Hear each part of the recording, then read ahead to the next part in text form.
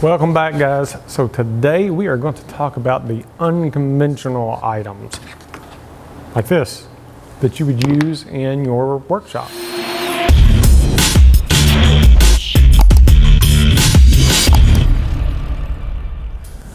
Okay guys, so if you've been following my channel, you know I've been kind of doing a mix of different type of things. I've been doing the making money with woodworking, starting your own woodworking business.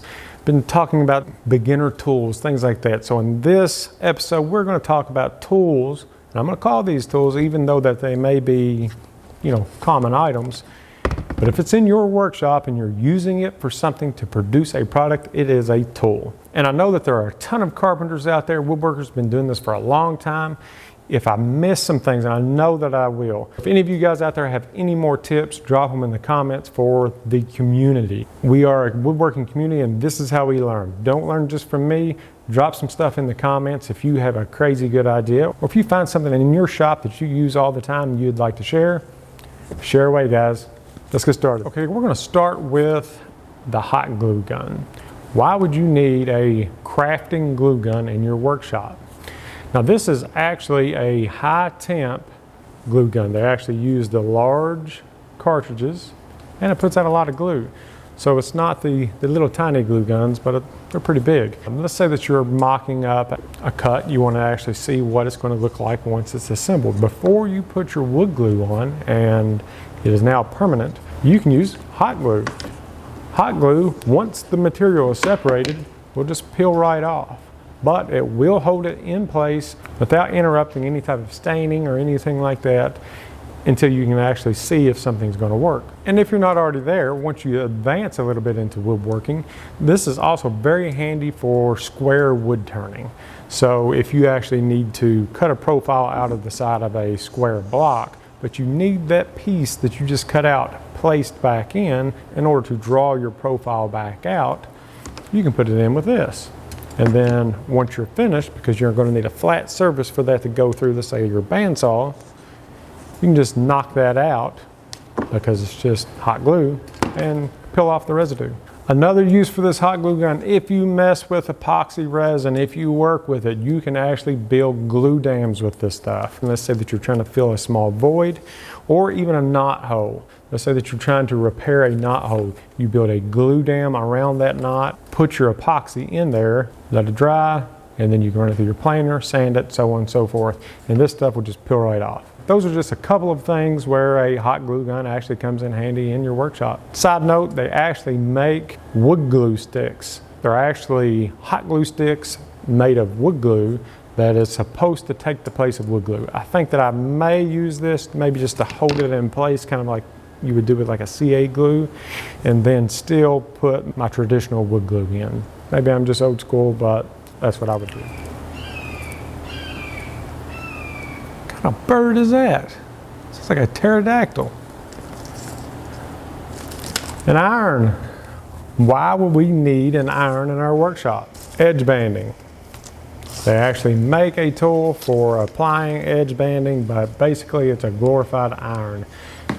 $10 versus whatever they're charging for the edge banding tools. Another thing that you can use an iron for inside of your workshop, and I actually did a video on this, it was a short, I did it a long time ago, but if you have a finished product or if you have a piece of wood and you put a dent in it, you can actually take a little bit of water, put it into the dent as long as you have not broken the fibers, but if it's just a dent, and you can heat it up through a cloth and you can actually pull that dent out. The moisture gets into the wood, causes the wood to expand, and then the steam that this creates will actually pull that dent out.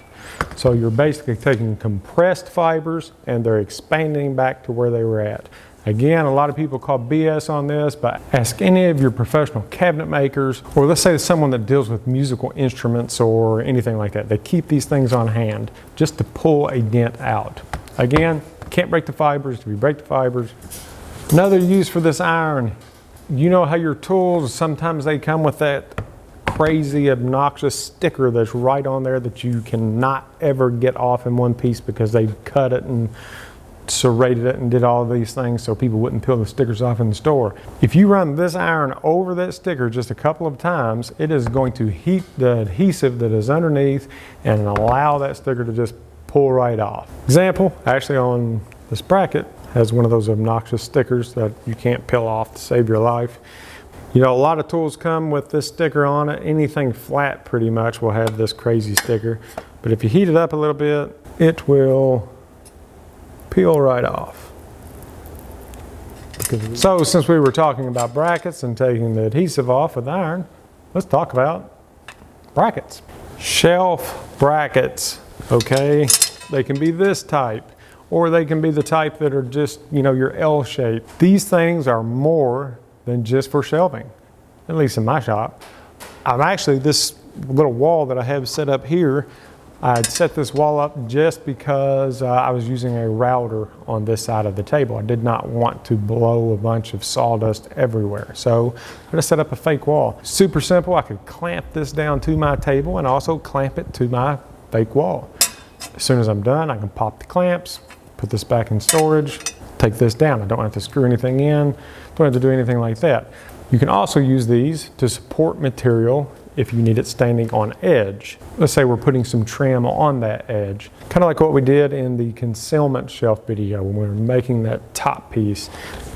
I used one of these to actually clamp my top to it. That way my board could be standing on edge. I could line my trim up perfectly and pop, pop, pop. Throw a few nails in there, some wood glue, so on and so forth. You can actually do this with the for the edge banding. You can do this if you're routing, things like that. These will allow that, and if all else fails, if you end up with too many, use them as a shelf. Painter's tape. I love painter's tape. You will see me use this a lot in my videos. You'll see me use this a lot in my builds. Painter's tape is not just for painting. I actually love to use this stuff if I'm trying to mate up 45s.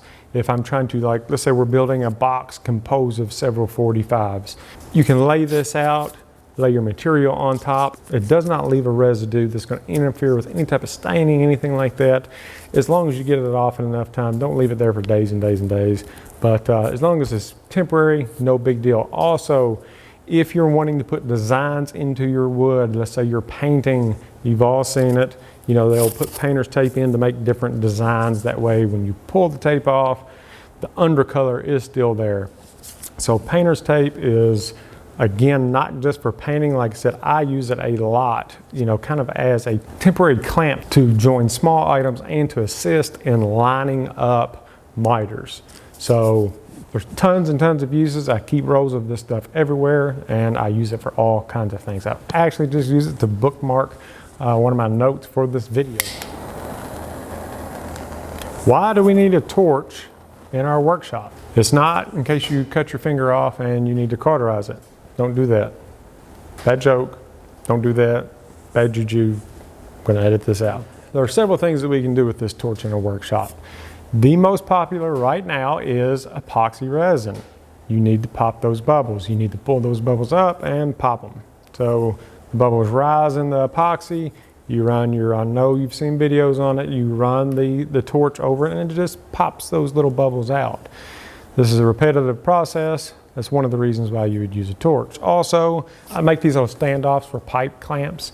Let's say if I'm using a lot of pipe clamps and I actually want to just rest the pipe clamp in here, that way it's not laying on a table and kind of not perfectly square. A lot of my pipe clamps are cheaper ones. They do not have the little legs, things like that. So I just heated up a piece of the pipe clamp, set it down inside of here, and made this. So another use for this thing. One of my main things that I use it for is I build a lot of furniture that is distressed. I do a lot of hand distressing and I do a lot of wood burning. So for distressing material, I actually use a torch a lot. You can actually put a urethane finish on a piece of furniture, and if you really want it to look old, you can take the torch to it. That technique takes a little bit more time and is a little bit more controlled, but what it comes out with is that old, popped up, kind of like a crackled look in your finish. Makes it look super old, super authentic. Just another tip, just another trick. With something like this around, you can always think of something.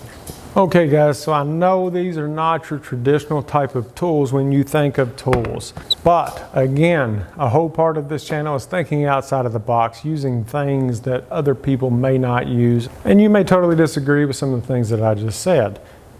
To each their own.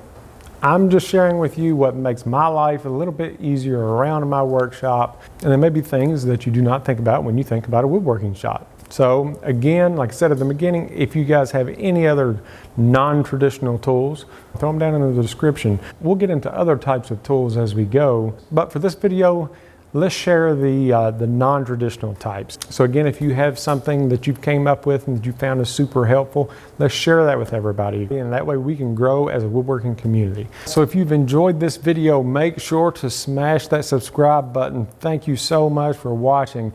Let's help build this community up. Let's help build each other up. Let's keep this craft from dying. Okay guys, until next time, see ya.